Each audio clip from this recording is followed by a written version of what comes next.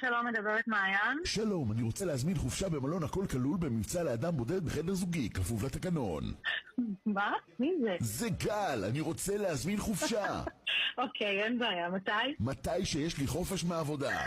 אוקיי, ומתי זה יוצא? בקרוב, החופש של גל. אני מצטערת, אני לא כל כך מבינה. מתי אתה רוצה להגיע? מחר. לא מבינה מה הוא רוצה ממני. אתה צוחק עליי, נכון? אני אדם בודד בחדר זוגי, כפוף לתקנון, ואני צוחק עלייך? אוקיי, שנייה, אני בודקת. A few minutes later. יש לי מחר ל3 לילות במחיר של 11,895 שקלים. אני רוצה חופשה, לא לקנות את המלון. זו משיחה, נכון? נכון, אני רוצה להזמין חופשה במלון הכל כלול לאדם בודד בחדר זוגי, כולל מגבות, בריכה, ספא, מציל, ארוחת בוקר, צהריים, ארוחת 10, קפה ועוגה, עוגה פחושה, שתייה מתי שבא לי, לא בא לי, לובי, הופעות של צוות בידור שנפחו